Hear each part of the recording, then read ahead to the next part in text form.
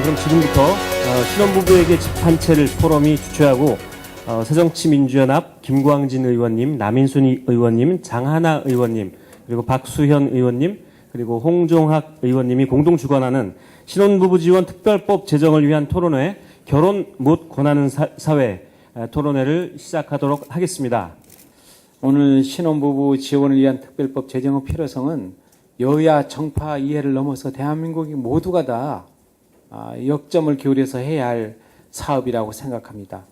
그런데 이게 우리 홍종학 의원이 지금 당이 새정치민주연합 소속일 뿐이지 대한민국 소속의 국회의원이라면 이걸 다 해야 되는 거 아닌가요? 이 자리에 참석해 주신 여러분들만이라도 이게 우리 대한민국의 미래를 또 희망을 여는 길이다 하는 마음으로 오늘 또 많은 분들이 이 토론에 참석을 해 주셨습니다. 여기 보니까 우리 윤범기 발제를 해 주시고 최은영, 김고은, 황현숙, 임세현, 김정아, 한기훈님 이분들에게 정말로 감사를 드립니다.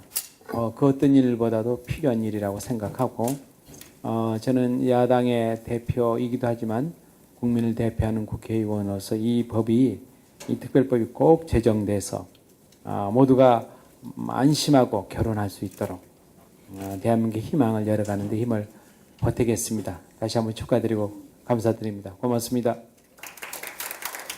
지금 청년들이 결혼하지 못하도록 발목을 잡는 게 주택 문제만은 아니죠. 청년 실업률이 99년 이래 가장 최고 수치를 기록했고요. 최검 실업률도 20%를 넘어갔습니다. 가까스로 취업에 성공했다고 하더라도 거품 낀 웨딩 산업에 과도한 비용을 지불해야만 결혼의 문턱을 넘을 수 있습니다. 결혼에 성공한 이후에도 임신, 출산, 육아를 위해서는 일과 가정 중 하나를 선택해야만 하는 그런 상황에 지금 내몰리고 있습니다. 결과적으로 우울한 제목을 우리가 달 수밖에 없었는데요. 우리 사회는 결혼을 권하지 못하는 사회, 결혼 못 권하는 사회입니다. 청년들이 결혼을 하지 못하는 이유는 개인의 문제가 아니라 사회의 구조적 문제입니다. 어르신들께서는 이제 더 이상 청년들에게 왜 결혼하지 않느냐 하고 추궁할 수 있는 상황이 아니라는 점을 저희는 말씀드리고 싶습니다. 청년들은 이제 여러분들이 결혼을 하지 않고 있는 이 상황, 그냥 내 개인적인 문제구나 이렇게 생각할 차원을 넘어서 이제는 국가가 책임을 져야 된다고 목소리를 높여야 된다고 저는 생각을 합니다. 마지막으로 토론회에 참석해서 자리를 빛내주신 여러 의원님들 그리고 토론자분들께 다시 한번 감사의 말씀을 드리면서요. 함께 해주신 여러분들과 제가 조만간 곧 결혼을 권할 수 있는 나라에서 행복하게 살아가게 되기를 진심으로 소망합니다. 네, 감사합니다. 결혼불능세대라는 책을 낸 저자로서 이 자리에 오게 됐습니다. 책을 낸 지도 벌써 3년이 지났습니다. 그래서 제목을 결혼불능세대 그 후 3년이라고 적어봤습니다. 그러면 본격적으로 제가 생각하는 결혼불능세대란 뭔가에 대한 얘기를 좀 드려볼게요. 저는 아주 간단하게 정의했어요. 책에서도 그렇고 그때 축사를 드릴 때도 그렇고 두 가지입니다. 제가 생각하는 결혼불능세대는 주거 형태가 월세고 고용 형태가 비정규직인 사람입니다. 이 두 가지가 결합되면 대한민국에서는 결혼불능세대로 갈 수밖에 없다. 그래서 지금 되게 평균 월세가 한 40만 원에서 50만 원 정도 하죠. 그런데 또 하나는 비정규직이 증가했습니다. 지금 대한민국의 비정규직 고용 인구가 한 절반 정도라고 흔히 얘기를 하잖아요. 사실 비정규직이 정확하게 얼마인지도 잘 이제 통계가 잡히지 않고 있는 상황이죠. 그것도 그거대로 문제고. 근데 우리가 대략적으로 언론이 이렇게 추산하는 게 절반 정도라고 봤을 때 비정규직 평균 임금이 우리 88만 원 세대란 그 책도 있었지만 대개 한 120만 원 정도 되죠. 저희 형처럼. 120만 원 정도 수준이면 아까 월세가 평균적으로 한 4, 50만 원 된다고 했잖아요. 그럼 120만 원이 월급인 사람이 40만 원, 50만 원 월세를 내면 소득이 얼마가 남을까요? 한 6, 70만 원 남는 거죠. 그럼 6, 70만 원 갖고 인생을 살아가는 사람이 어떻게 결혼을 할 수 있겠느냐라는 자연스러운 이제 의문에 도달하게 됩니다. 거기다 이제 후진적인 결혼 문화도 한몫합니다. 되게 이제 한쪽엔 시월드라는 게 있고 또 한쪽엔 스드메라는 게 있죠. 시월드는 뭔지 다 아실 거고 스드메 아시죠? 스튜디오, 그다음에 드레스, 매는 뭐죠? 매? 메이커. 스튜디오 촬영도 몇백만 원, 드레스 임대도 드레스 대여도 뭐 몇십만 원에서 몇백만 원, 메이크업도 마찬가지입니다. 이런 게 하나의 세트로 웨딩 시장이 하나 형성이 돼 있죠. 그걸 쫓아다니다 보면 결혼 비용이 또 순식간에 천문학적으로 치솟습니다. 거기다 결혼의 조건이라는 게 일반적으로 흔히 야 남들 하는 만큼은 해야지라고 생각하는 결혼의 조건이 되게 이렇습니다. 그래도 전세 아파트는 구해 와야지. 그럼 서울에서 웬만한 전세 아파트 아주 싼 걸 잡아도 2억이죠. 요건 2년 전에 사실은 3년 전에 처음 했던 얘기고 지금은 뭐 3억 5천 아니 전세를 구할 수가 없죠. 거기다 연봉도 야 너 연봉 얼마 정도면 결혼할래? 라고 이렇게 물어보면 대략 야 그래도 연봉 한 4천은 돼야 되지 않겠어? 라고 흔히 얘기합니다. 근데 대한민국의 연봉 4천 받는 직장인이 전체 중에 몇 퍼센트일까요? 한 10% 될까요? 5%? 뭐 그렇습니다. 그럼 도대체 어쩌란 말인가요? 거기다 이제 결혼 비용을 치솟고 있고요. 그럼 2억이 필요합니다. 전세만 따져도 어떻게 말을 합니까? 대개 보통 일반 남성 직장인이 회사를 다니면 한 30대 초반 결혼 정년기까지 돈을 모으면 많이 모으면 한 5천만 원 모으죠. 5천만 원 모으면 결혼을 할 수가 없죠. 2억이 필요하니까 어떻게 하겠습니까? 한 1억 정도는 일단 부모님한테 빌립니다. 부모님한테 받습니다. 그냥 증여를 받는 거죠. 근데 1억을 부모님께 받다 보니까 자연스럽게 어떻게 됩니까? 시월드에 들어가게 되는 거죠. 엄마한테 1억 빚졌으니까 엄마가 그 권한이 있는 거죠. 두 번째는 뭡니까? 은행에서 1억을 땡깁니다. 그것도 아주 좋은 직장, 그 대출이 되는 좋은 직장에 다녀야 겨우 1억을 풀로 땡겼을 때 땡기는 거죠. 1억을 땡기면 이자가 얼마일까요? 한 50만 원 되죠. 그러면 사실상 자연스럽게 하우스포로 들어가게 되는 거죠. 근데 그것도 결국에는 이자만 그런 거고 거치 기간이 까면 또 원금을 갚기 시작해야 됩니다. 근데 그러면 이제 집값이 올라야 원금을 갚을 텐데 집값이 안 오르니까 원금을 갚기가 더 어렵죠. 그럼 결국 굉장히 불행해질 수밖에 없다는 이 결론이 나옵니다. 그럼 대안이 뭐냐? 일단 허경영 씨가 이런 얘기를 했었죠. 1억 원을 주겠다. 결혼하면. 저는 아까 홍종학 의원님 말씀하셨지만 이 신혼부부 집한채라는 발상도 허경영 솔루션이라고 봐요.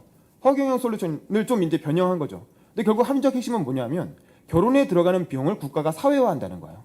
사회가 어느 정도 나눠진다는 개념인 거죠. 뭐 저렇게 틀린 말은 아니라고 봅니다. 허경영 씨가 보면 세상을 앞서간 되게 이렇게 선견지명 있는 얘기를 많이 했죠. 사람이 좀 이상한 사람이라 그렇지. 내용 자체는 좀 뜯어볼 만한 부분이 있습니다. 두 번째는 노무현 솔루션입니다. 서울에 사람들이 너무 많이 몰려 살기 때문에 근본적으로 집값이 비싼 거죠. 그래서 아예 행정수도를 지방으로 옮기자고 했죠.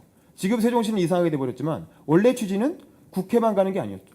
국회도 가고 정부도 가고 법원도 가고 그랬으면 아마 우리 MBN도 따라갔을 겁니다. 언론사를 포함해서 대기업도 많이 따라갔을 수도 있죠. 그러면 사실 전체적으로 굉장히 인구 감소 효과가 있었을 거라고 봐요. 근데 헌법재판소가 이렇게 못하게 하면서 기형적인 형태가 되고 말았죠. 근데 사실 이런 발상은 박정희 대통령도 생각했던 겁니다. 그러니까 뭐 그렇게 틀린 발상은 아니었다고 보고요. 또 이명박 솔루션이 있습니다. 이명박 대통령은 신혼부부 보금자리 주택이라는 걸 내놨죠. 이른바 반값 아파트입니다. 근데 문제는 이 반값 아파트 방안은 아파트의 값을 반으로 줄이겠다는 발상이었는데 아파트 값이 너무 높아져 있었기 때문에 반값이어도 어차피 우리하고는 상관이 없는 5억짜리를 2억 5천으로 낮추면 뭐하나요? 어차피 2억 5천이 없습니다. 그래서 별로 그렇게 실효성이 없었습니다. 박근혜 솔루션입니다. 박근혜 대통령은 그런 얘기를 했었죠. 뭐 행복주택. 그래서 아예 그냥 그 기차역이나 그런 공공부지의 땅값을 이렇게 세이브해서 거기에 좀 싼 임대 아파트를 짓겠다는 발상이었는데 아시다시피 이거는 지금 님비 현상 때문에 그런 게 들어오면 집값 떨어진다 그래서 그 지역 주민들이 엄청나게 반대를 하고 있죠. 그래서 잘 실현은 되지 않고 있습니다.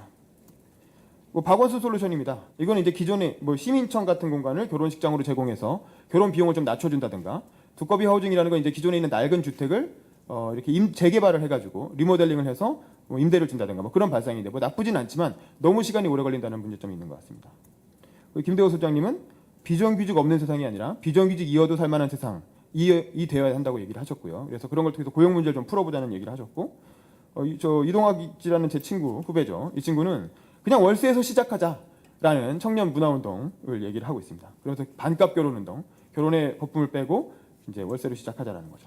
그래서 저는 이런 걸 생각해봤습니다.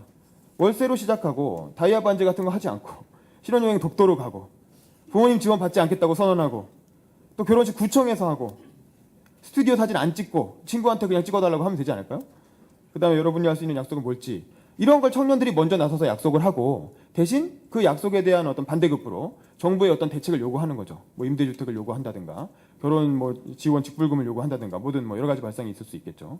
저는 이런 건 좀 청년들 스스로 문화운동으로 펼쳐나가야 될 부분이 아닌가라는 생각을 했었고요. 누가 해야 되느냐? 산업화 세대와 민주화 세대의 지도자가 있었습니다.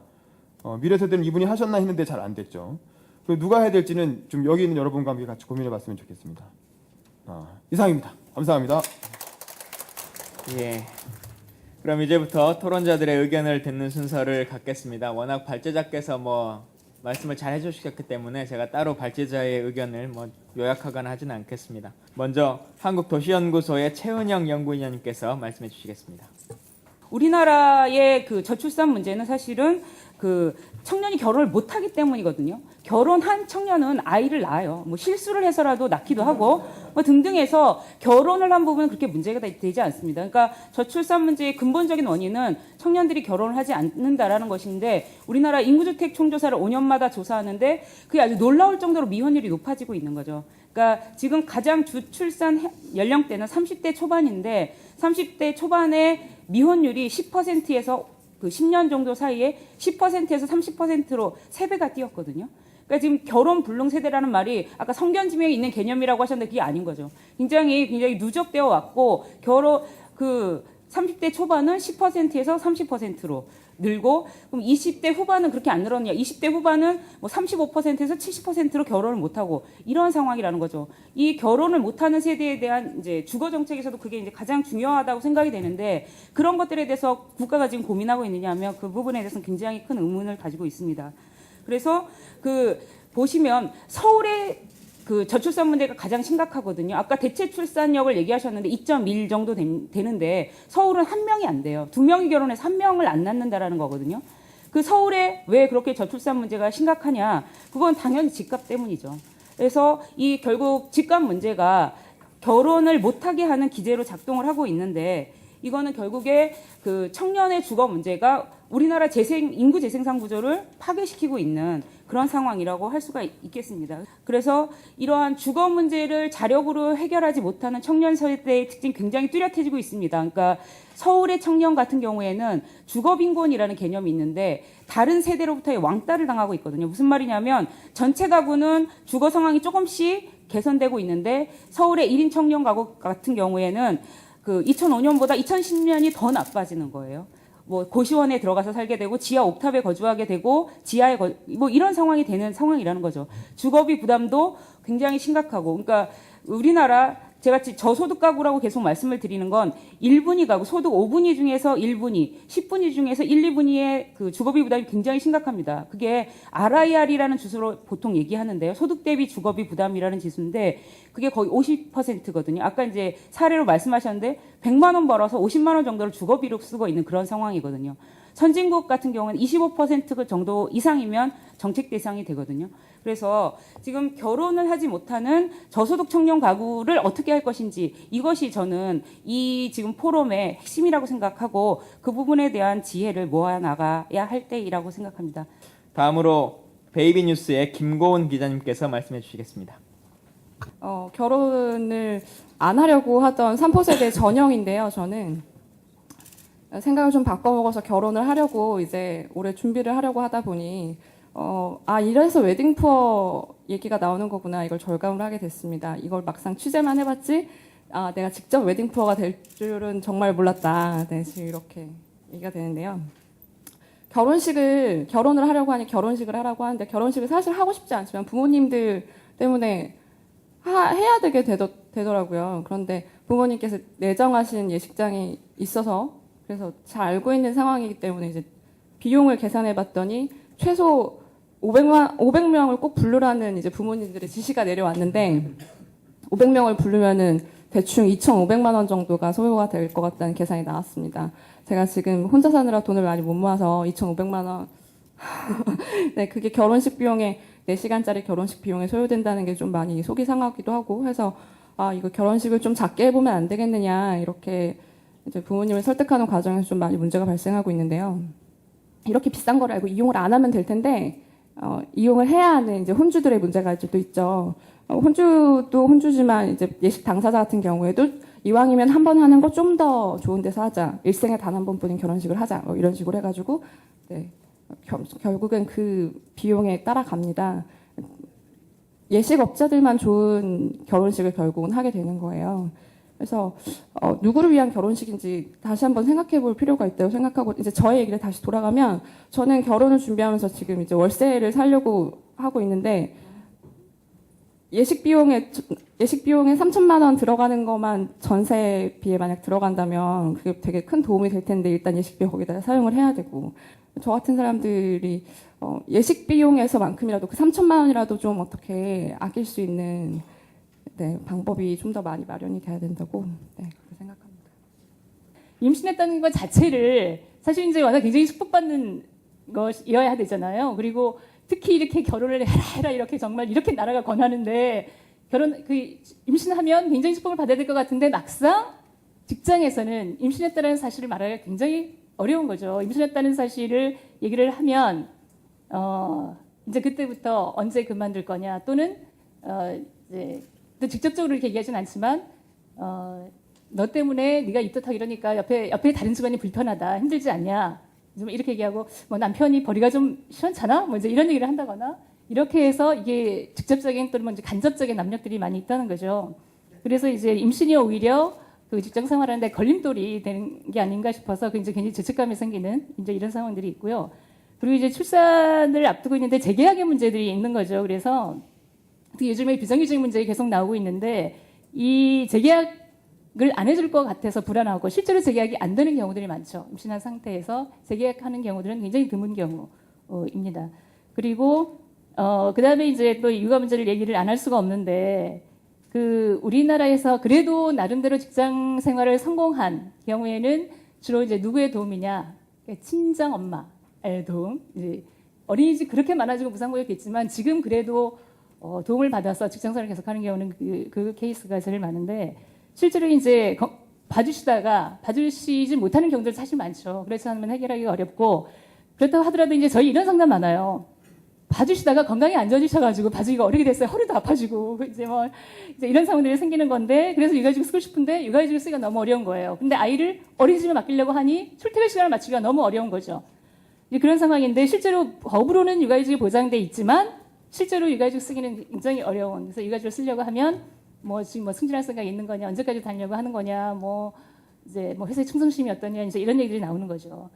그래서 남편이 좀 직장에 안정지면 남편이 요즘 쓰는 경우들도 생기기도 하지만 아직 남편이 쓰는 사례는 3.3%? 근데 남성 중에 3.3%가 아니라 육아휴직을 쓰는 전체 인원 중에서 3.33%인 거죠. 4,000명이 되지 않아요. 실제 전체 쓰는 남성들이.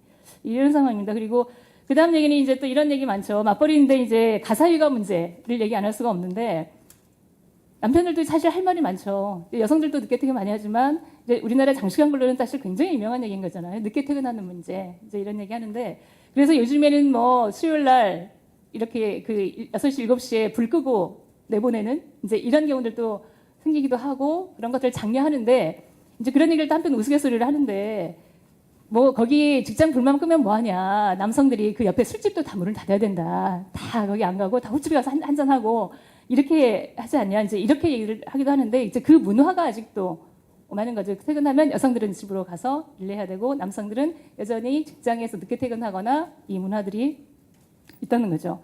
어떤 정책을 하든지 그러니까 출산휴가 육아휴직도 쓸 수 있는 법 제도는 있어요. 그러나 그 사각지대가 있는 게 문제이고 그것들을 실제로 진행할 수 있는 실질적이고 종합적인 지원할 수 있는 게 비어 있다는 거예요.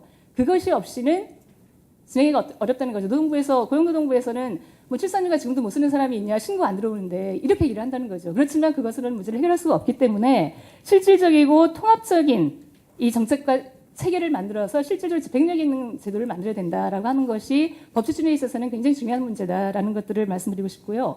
그리고 그런 제도와 그것을 체계까지 실질적인 체계를 행정 체계가 아니라 서비스 체계를 실질적인 생성 서비스 체계를 만드는 것이 필요하다라는 말씀 꼭 드리고 싶고 그다음에 이제 그 중에 예비부부 및 신혼부부에게 교육, 가이드북, 온라인 매체 이런 다양한 방식을 통해서 일가적 양립을 준비하도록 지원하는 것이 좀 있었으면 좋겠다. 그래서 구체적으로 이 결혼하기 전에 예비부부일 때 신혼기 그리고 신혼기에 또 갈등기 또 어떻게 위기를 넘기는지 그리고 임신했을 때 출산했을 때 육아 일가정 양립 이렇게 생애 주기에 맞는 방식으로 그때 생기는 고충들이 무엇인지 그리고 그 고충에 필요한 것들이 무엇인지라는 것들을 구체적인 내용들을 점검을 하면서 제도를 만드는 것이 필요하겠다라는 정도의 말씀을 드리고 마치도록 하겠습니다. 예. 다들 절절한 이야기들을 많이 해주셨는데요. 이번에는 진짜 절절한 이야기가 될 것 같습니다. 직장맘이 겪고 있는 실제 고충 사례를 좀 들어보도록 하겠습니다. 임세훈님께서 말씀하시겠습니다. 네, 안녕하십니까. 저는 여기 뭐 결혼도 했고 아기도 낳고 나름 좀 혜택 받은 사람인 것 같아서 이제 워킹맘으로서의 애환과 지금 보육의 실제적인 문제와 정책적인 문제에 대해서 조금 말씀을 드리려고 합니다. 일단은 저는 이 신혼부부 포럼이 만들어진 계기가 저출산 때문에 만들어졌다고 들었는데요. 저출산에는 미리 말씀하신 것처럼 주택에 대한 문제도 있지만 제가 생각하기에는 키워줄 사람이 없는 보육이 더 우선시 돼야 된다고 생각합니다. 지금 제 주변에 있는 많은 엄마들이 얘기를 하는 게 최고의 재테크는 아기가 없는 것이다 라는 말부터 시작해서 둘보다는 하나가 낫고 하나보다는 없는 게 낫다 이런 얘기도 합니다. 저출산을 극복하기 위해서는 이미 뭐 결혼하고 아기를 안 낳는 사람을 낳게 할 수 있는 방법을 마련한다던가 하나는 저는 지금 아들이 하나 있는데요. 안 낳을 생각이거든요. 그러니까 저처럼 안 낳으려고 하는 아기 하나만 있는 사람을 둘을 낳게 할 수 있는 무언가의 지원책이라던가 정책적인 안정성이 필요하다고 생각됩니다. 일단은 가장 중요한 게 바로 보육의 문제인데요. 저는 또 이렇게 또 혜택받은 것 같지만 다행히 친정어머니가 지금 봐주시고 계시는데 일단 국공립 어린이집이 너무너무 부족합니다. 제가 아기가 100일 때 국공립 어린이집을 신청했는데 그 당시 대기 번호가 300번이 넘었습니다.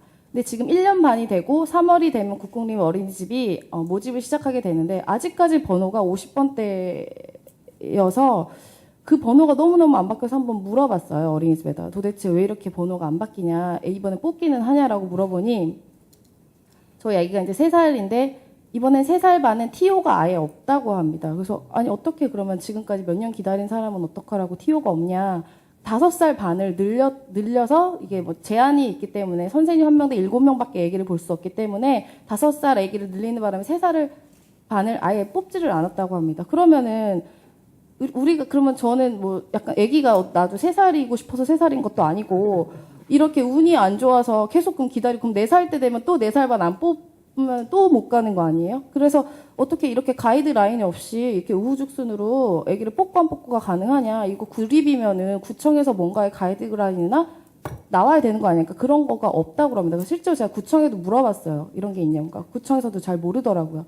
그러면 어느 정도 그러니까 기다리는 거는 이미 우리가 익숙해져 있는데 어느 정도 예측이 가능해야지 내가 언제쯤 가서 기다릴 수도 할 수 있다라는 그런 계획이 되어야 되는데 구립조차도 이런 계획조차 스탠다드가 없는데 그럼 엄마들은 한없이 어린이집에서 불러주기만을 기다리고 있어야 되는지 이런 문제에 대해서도 좀 불만이 있고요. 제가 아기를 낳고 100일이 돼서 어린이집을 신청하려고 했을 때 일단 당장 직장을 가야 되는데 영아를 맡길 데가 없어요.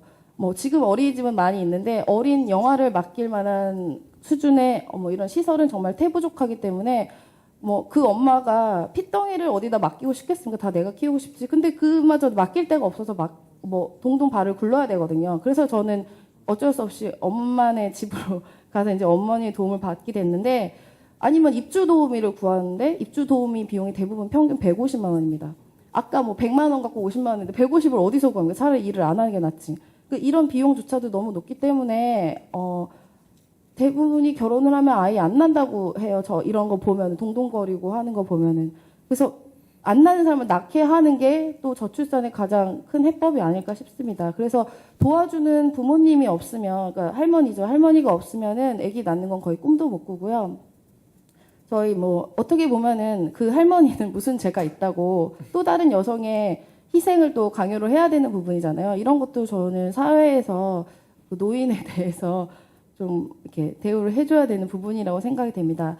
그래서 나머지 다른 부분 정책적인 문제는 지금 또 한참 무상 보육, 뭐 급식도 어디 다른 쪽에서 뭐 얘기가 많이 있는데 돈을 받고 저희도 지금 애기 어린이집 가는 거는 무료인데요. 뭐 지금도 엄마들 사이에서는 이것도 나중에 돈 내라고 하는 거 아니야? 라는 이야기가 팽배해요. 지금 사실 어린이집에 저희가 돈은 안 내지만 결제는 하는데 그 결제 비용이 거의 40만 원 정도 되거든요. 근데 직장 다니면서 40만 원 또 아까 뭐 월세도 50 내야 되고 이게 40 내야 되고 뭐 사방이 돈 나가는 데면은 아기를 정말 어떻게 키우겠습니까?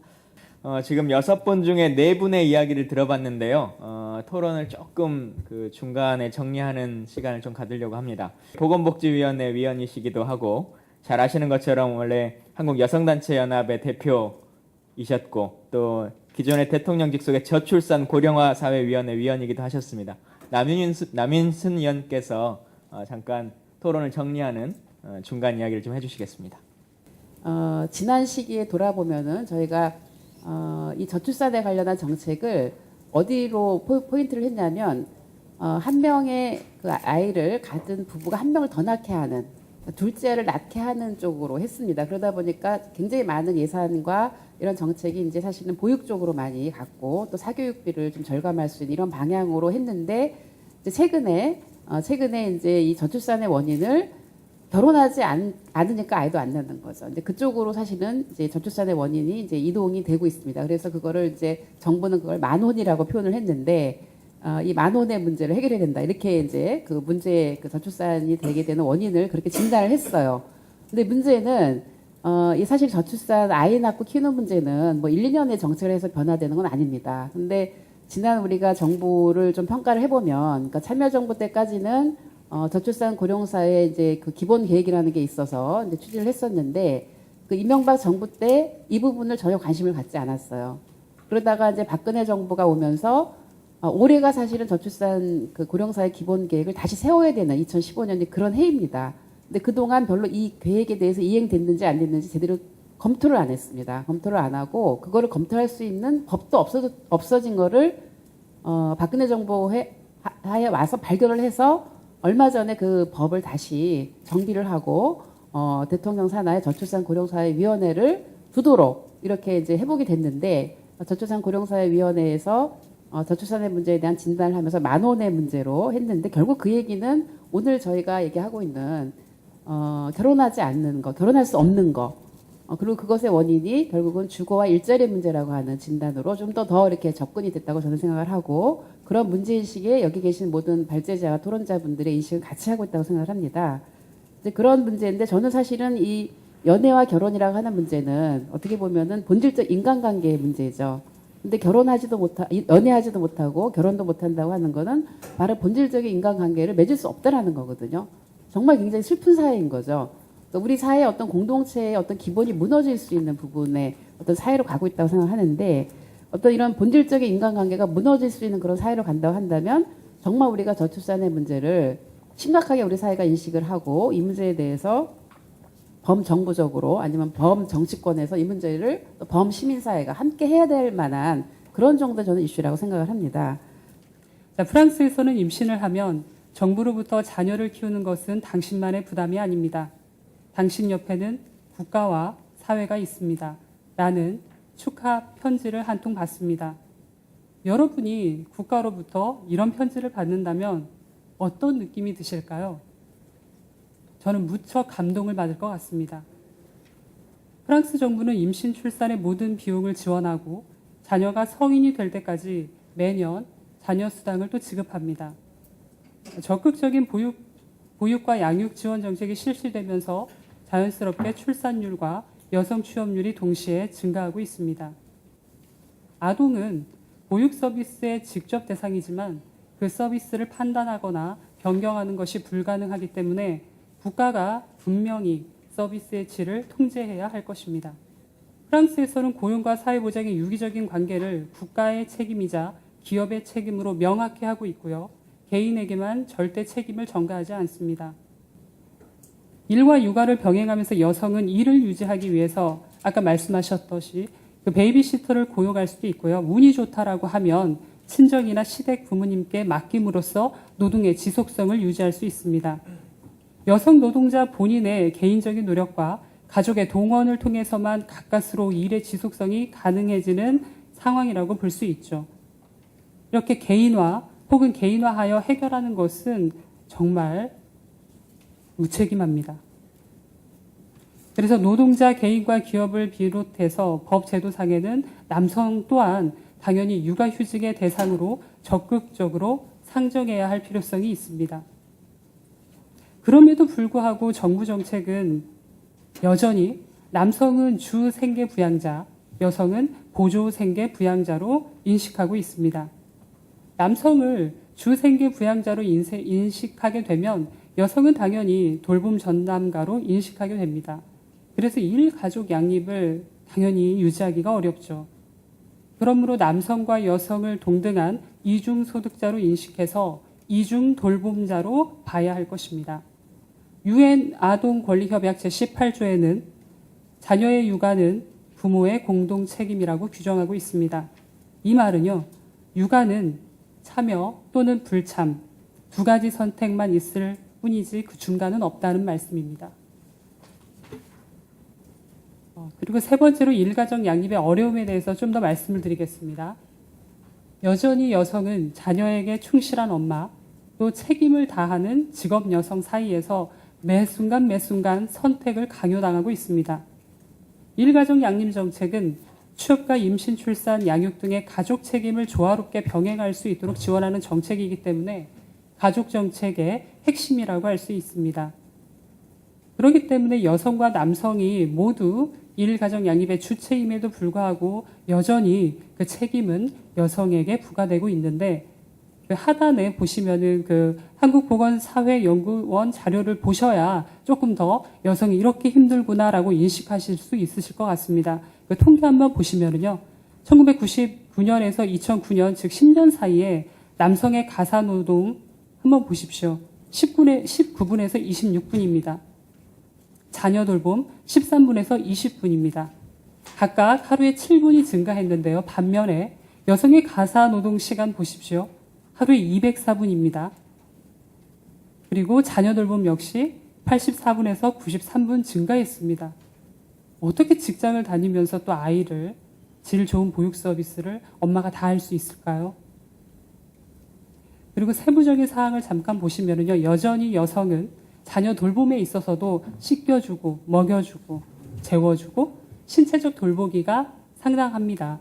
그리고 남성은 공부 봐주기의 비중이 높습니다. 제가 솔로 대첩에 3명 중에 1명인 그 준비했던 사람인데, 그걸 보면서 정말 대한민국에 대한 문제점 확실히 알았어요. 아니, 그 청년들이 미팅하고 싶다는데 왜 막습니까? 그러니까 기존의 듀오라든지 아까 말씀하신 결혼 그 정보 소개 회사라든지 또 내지는 그 당시 유행했던 프로그램이 짝이었으면 짝.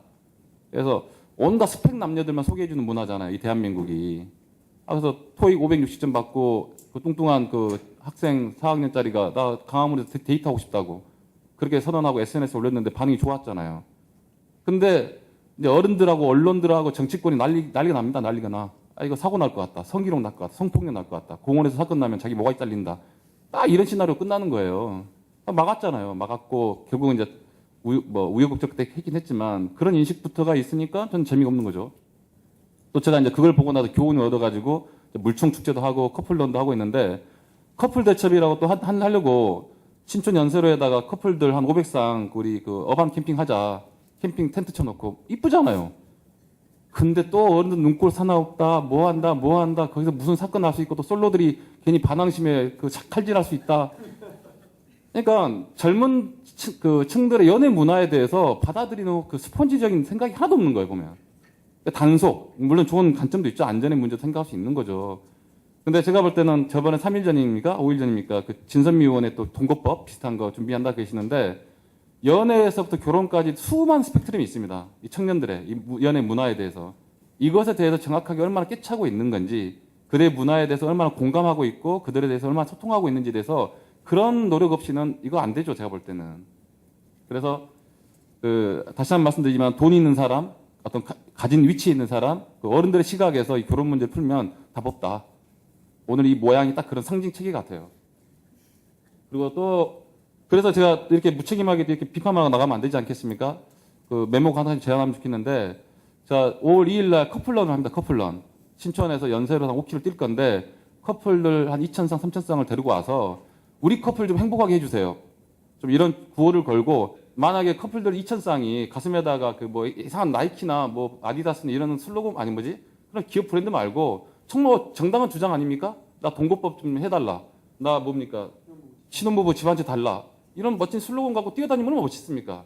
근데 그러기 전에 그 친구들 동감이 돼야겠죠. 그래서 그렇게 2,000쌍, 3,000쌍이 5,000명, 6,000명인데 그 친구들이 신촌 한복판에서 안산거치 2대 뛰어다니 보십시오. 그럼 굉장히 많은 또 그게 사회적 이슈가 되고 솔로집 이상만큼의 효과가 있는 거겠죠. 그래서 그런 것들을 정치권하고 이렇게 현장에서 축제나 젊은 친구들이 좋아하는 문화적 코드랑 잘 맞아떨어지는 그런 좀 훈련 좀 하셨으면 좋겠다는 생각이 듭니다. 예, 감사합니다. 6분의 토론을 다 이제 마쳤는데요. 이제 종합 토론 시간을 잠깐 갖도록 하겠습니다. 먼저 6분의 토론자에 대해 의견에 대해서 발제자께서 뭐 한 5분 정도 말씀해 주시겠습니다. 지금 2인의 10년 뒤를 얘기했지만 저희는 사실 한 30년, 40년, 50년 뒤에 나라가 없어질 수도 있는 문제라는 거예요. 한기로 대표님이 말씀하신 것처럼 결혼을 강요하거나 그래야 된다고 생각하지는 않습니다. 인구를 일부러 더 늘려야 된다고 생각하지 않아요. 늘릴 수 있으면 좋겠지만. 근데 문제는 인구를 늘려야 된다는 게 아니라 인구 자체가 줄어들어서 나라가 없어지는 사태는 막아야 되지 않겠느냐. 저는 그 정도 얘기를 하는 거고, 나라가 그냥 어느 날 갑자기 깔끔하게 뿅 하고 없어지는 게 아니잖아요.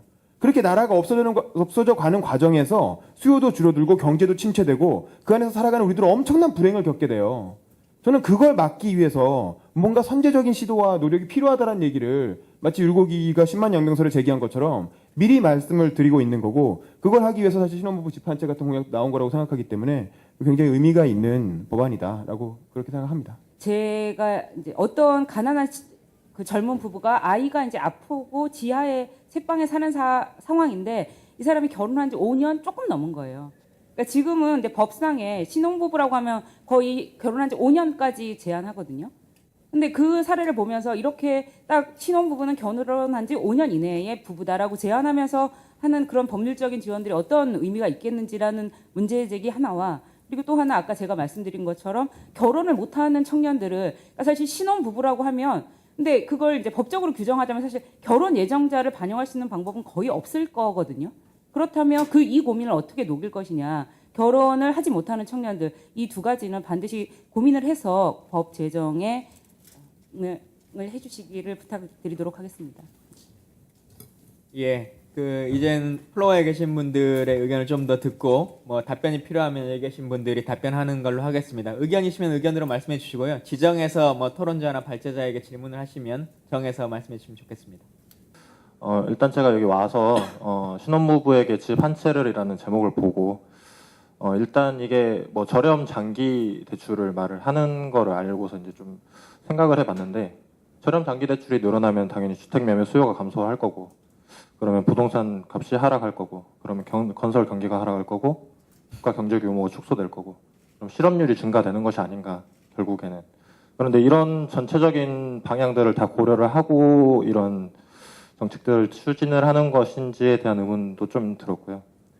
그다음에 지금 현재 국가 경제정책 방향 자체가 부동산 경기 부양에 너무 초점을 맞추고 있고, 그다음에 금리 인하 정책이라든지 아니면 주택 구입 대출을 장려를 하는 방향으로 가고 있는데, 이런 국가적인 정책들이랑 좀 반대되는 방향에 있는 것 같아요. 그래서 그 부분에 대해서는 어떻게 생각을 하시는지.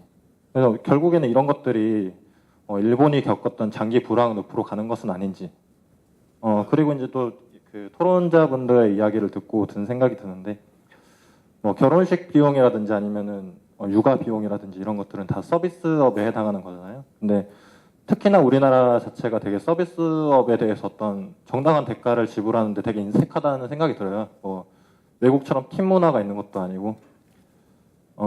근데 저희 나라에서 어떻게 보면은 그 제조업이 발달할 수 없는 상황에서 사실은 국가 정책을 가장 견인할 수 있는 게 서비스업이 아닌가. 그런데 그런 시장을 좀 키워줄 수 있는 그런 판도를 만들어야 어떻게 보면 임금 상승으로 그게 이어지고, 결국에는 그래서 국가 경제 규모가 커지는 게 아닌가라는 생각이 들었습니다.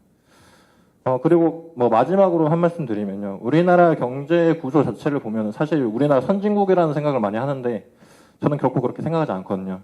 그 경제 구조 자체가 굉장히 좀 그 기반이 약하고, 그래서 어떻게 보면 유럽이나 북미 같은 그런 복지를 논하기에는 아직 이른 시기가 아닌가. 물론 그런 이야기들이 계속해서 이루어져야겠지만, 그런데 그 어떤 뱁새가 황새를 따라가는 느낌이 좀 들어서요. 그래서 그런 부분들을 감안을 해서 정책들을 만드는 게 옳다는 생각이 좀 들었습니다. 감사합니다. 좋은 질문을 주셨는데요. 우리가 그 출산율이 너무 높다고 산하 제한 정책을 취했었죠. 그래가지고 80년대 중반까지만 하더라도 둘만 잘 기르자에서 이제 뭐 하나라도 잘 기르자 이런 얘기를 했었어요. 근데 이미 그때 우리나라의 출산율은 2를 하회하고 있었습니다. 그러니까 정책이 이게 관성적으로 그냥 하는 거예요. 이렇게 쭉 상황이 바뀌었는데, 그러니까 지금 1.19라고 하는 이 상황은 국가 존망의 문제가 걸려 있는데 지금 우리나라에서 사용하고 있는 정책 대부분은 70년대에 사용하던 방식을 그대로 사용하고 있다는 거죠. 지금 제가 신혼부부에게 집 한 채라고 하는 것을 이렇게 포럼을 만들었지만 저는 10년 후에는 집 한 채들 다 돌아갈 거라고 생각을 합니다. 왜냐하면 빈집이 늘어날 것이기 때문에. 지금 10년이라고 뭐 딱 제가 못 받기는 좀 그런데요. 하여튼 뭐 경제학자들은 이렇게 모순 박으면 안 됩니다. 하여튼 조만간 빠른 기간 내에 신혼부부들이 집 한 채씩 다 가질 날이 올 것이다. 왜? 일본은 지금 900만 채의 빈집이 있다고 얘기합니다. 우리나라도 지금 약 한 90만 채 정도 빈집이 있습니다. 그러니까 국가가 계획을 잘 해서 지역 균형 발전도 되고 우리 젊은이들이 뭐 수도권 반드시 이런 데 아니더라도 수도권이라고 할지라도 이렇게 상당한 지금 상당한 땅이 있거든요. 그런데 살 수 있으면 되는데 지금 정부의 정책은 그렇게 가고 있지 않기 때문에 70년대 방식으로 지금 말씀하신 대로 재벌들이 투자를 하면 그거에 의해서 고용이 늘어날 것이다. 이 정책을 지금 계속 고집하고 있다는 겁니다. 지금 이 정책에 대해서 이해하지 못하시는 가장 큰 이유는 이런 것 같습니다. 그 돈이 어디서 있느냐? 그럴 여유가 있느냐? 그런데 지금 정부가 쓰는 돈을 보면 됩니다. 지금 재벌들에게 비과세 감면으로 매년 5조 원을 지원을 해줍니다. 그게 지금 필요한 돈인가를 한번 따져보자는 것이죠. 지금 우리나라의 예산을 사용하는 걸 보면 OECD 국가와 비교를 해보면 복지 지출은 OECD 국가에 비해서 대폭 낮습니다. 그런데 OECD 국가보다 그러면 굉장히 높은 비중이 있는 게 물론 우리 지금 지정학적 이유로 인해서 국방비가 많이 들어가죠. 뭐 그것은 논외로 친다고 할지라도 또 하나는 경제사업비가 굉장히 많이 들어갑니다. 이 경제사업비라고 하는 것이 뭐냐면 국민들한테 이렇게 직접적으로 지원을 가는 것이 아니라 뭐 기업을 지원하면 그것이 기업에서 고용이 늘어가서 이렇게 될 것이다. 이것을 다른 나라보다 우리가 이 사업에 이렇게 많이 투자를 해야 될 이유가 있을까요? 그런 잘못된 정책 때문에 우리나라에서 이렇게 국가 전망의 문제가 걸린 저출산 문제는 해결하지 못하고 이렇게 지속되어 왔다 이런 얘기입니다. 그래서 저희가 지금 말씀드리고 싶은 것은 인식의 전환이 필요하다. 더 이상 그런 잘못된 지금 인구가 줄어들고 있는데 하나만 낳아 잘 기르자고 얘기했던 그런 잘못된 정책들을 지금 반복하고 있는 것이 아닌지 다시 한번 우리가 검토를 해보자. 그러면 제가 생각할 때는 많은 분들이 생각하시는 것보다는 우리가 지금 재원이 훨씬 더 많고요. 그래서 신혼부부들이 적정하게 지원을 해서 현재 이 상태보다 적정하게 지원을 해서 더 많은 분들이 결혼하시고 애 낳고 그다음에 이렇게 되면 오히려 소비가 더 잘 되고 그런 상황에서 경제가 더 살아날 것이다. 이 인식의 차이가 있는 것이죠. 그런 차이가 있다고 하는 점을 말씀을 드리겠습니다. 그래서 현재 정부의 정책에 대해서 저희는 동의하지 않고요. 지금 인구가 줄어들고 있는 상황에서 이 경기 부양책은 향후에 오히려 경제적 혼란을 가져올 가능성이 대단히 많다고 생각을 하고요. 그거보다는 지금 급하게 빨리 신혼부부들에게 임대주택, 그러니까 집을 질 거라면 임대주택을 지면 아까 말씀하신 그런 효과들이 다 나타납니다. 경기 부양 효과 다 나타나고 그러는데 그것들을 실수요자에게 주는 것이 낫다. 그것이 아니고 집을 세 채, 네 채 가지신 분들에게 지금 집 더 사라 그러고 이게 경기 부양을 하는 것이 과연 옳으냐. 이런 차이점이 있는 것 같습니다. 사회적인 좀 뭔가 계기가 있었으면 좋겠어요. 사실 그래서 제가 속해 있는 다준다연구소에서 고민했던 게 이제 뭐 반값 결혼 운동 이래서 그런 걸 청년들이 먼저 나서서 운동의 형태로 하자. 저희가 생각해서는 아까 반값 결혼 선언 이런 거 있잖아요. 결혼문을 바꾸기 위한 청년들의 자기 선언. 예를 들면 월세로 시작하겠습니다. 다이아본지 하지 않겠습니다. 신혼여행 독도로 가겠습니다. 그런 선언들을 이를테면 커플들을 모집을 해가지고 둘이서 이제 웨딩드레스랑 턱시도를 입고 이제 광화문 광장 이순신 장군 동상 앞에서 하는 거죠. 1인 시위를. 한 명은 이렇게 내가 하고 싶은 이렇게 결혼 선언을 하고 근데 또 한 명은 그러니까 정부엔 이런 걸 요구한다. 이런 식으로 하고 그런 식으로 해서 뭐 릴레이로 일주일씩 스토리가 있는 커플들이 일주일에 한 번씩 그렇게 1인 시위를 하고 그걸 뭐 예를 들면 언론이 붙어서 기사를 쓴다든가 기획 기사를 써가지고 보도를 한다든가 뭐 어떤 식으로 여러 가지 이슈 파이팅이 있을 것 같아요. 그런 것들을 좀 그 시민사회에선 시민사회 나름대로 해나가고 또 그런 걸 받아서 국회에서는 이렇게 또 정책화하고 그런 노력들이 같이 이루어지면서 시간도 많이 흐르고 또 그런 문제를 다룬 드라마도 좀 많이 나오고 그래서 좀 청년들의 인식 속에 파고들어야 그리고 또 가장 중요한 건 부모들의 인식 속에 파고들어야 돼요. 부모들의 인식 속에. 부모가 바뀌지 않으면 안 됩니다. 그게 정말 청년들은 사실 말랑말랑하고 자기 당사자 문제니까 금방 바뀌어요. 근데 부모님이 안 바뀌어요. 부모님은 평생을 살아온 그 이데올로기이기 때문에 또 자기가 평생 동안 낸 축의금이 있기 때문에 그걸 회수해야 된다는 인식이 너무 강하세요. 그래서 그 부분, 이게 혼주라는 개념도 그렇고 아니 결혼은 내가 하는 건데 왜 우리 아빠 엄마가 혼주가 되는지도 잘 모르겠고 그래서 그런 부분들부터 먼저 좀 깨나가는 문화운동이 필요하지 않나 그런 생각 해봅니다. 네, 그러시죠. 제가 한 말씀을 드리고 싶은데요. 아까 전에 다 못다한 얘기가 좀 있었습니다.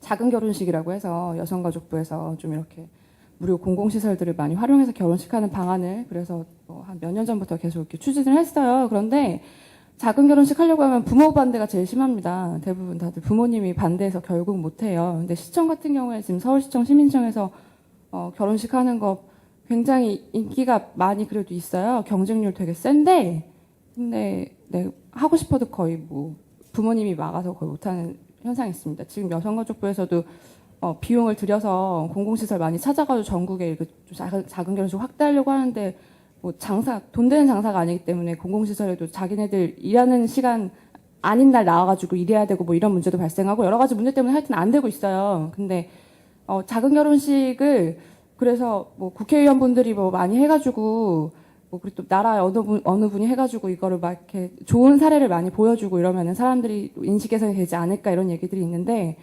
일단은 청년들이 좀 더 부모 세대를 뛰어넘으려고 하는 그 계기의식 이런 것도 좀 필요할 것 같고요. 부모님들 생각을 많이 바꿀 수 있게 아까 전에 말씀하신 것처럼 드라마에서 계속 이런 좋은 모델을 보여주고 뭐 이런 것도 좀 중요하다고 생각합니다. 많이들 말씀하시는 것 같아가지고요. 이것으로 오늘 토론회를 모두 마치도록 하겠습니다. 감사합니다.